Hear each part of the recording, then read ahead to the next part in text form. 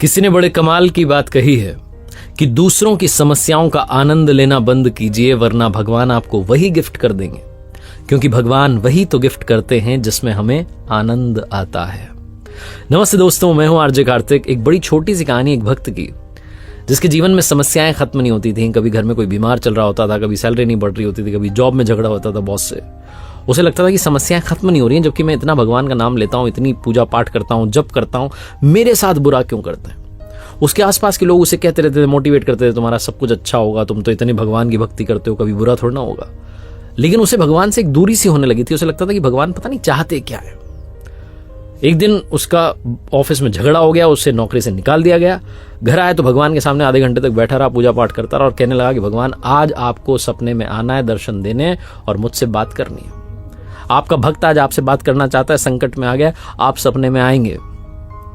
इतना उसने भगवान से कहा। और कमाल की बात यह रही कि उस रात ही उसे स्वप्न में भगवान के दर्शन हुए।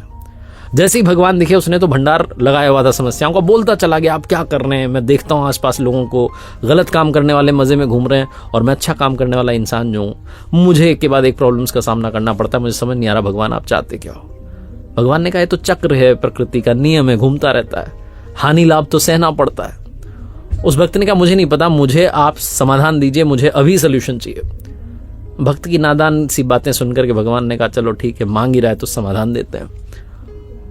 तो जहां दर्शन दिए थे, उस दृश्य में एक बहुत बड़ा बरगद का पेड़ पीछे दिखाई दे रहा था। भगवान ने भक्त से कहा, तुम्हें दिख रहा है पेड़? उसने कहा, दिख रहा है। भगवान ने कहा, काम करो, तुम्हारी जितनी समस्याएं हैं सारी लिख करके, पर्ची बना करके एक पोटली में डाल करके जाओ और वहां बांध के आ जाओ, सारी की सारी गायब हो जाएंगी।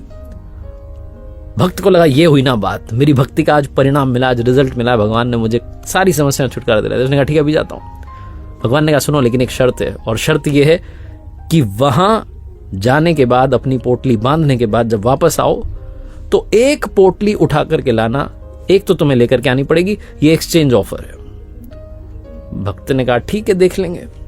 उसने फटाफट से अपनी जितनी समस्याएं थी अलग अलग पर्चियां बनाई, रखी, पोटली बनाई, लेकर के गया पेड़ के पास, जाकर के बांधी। एक्साइटमेंट था कि सब खत्म होने वाली है, समस्याएं गायब, जीवन में सब अच्छा होगा। वापस आने लगा तो उसे याद आया कि एक पोटली उठा करके लानी थी। कौन सी उठाए?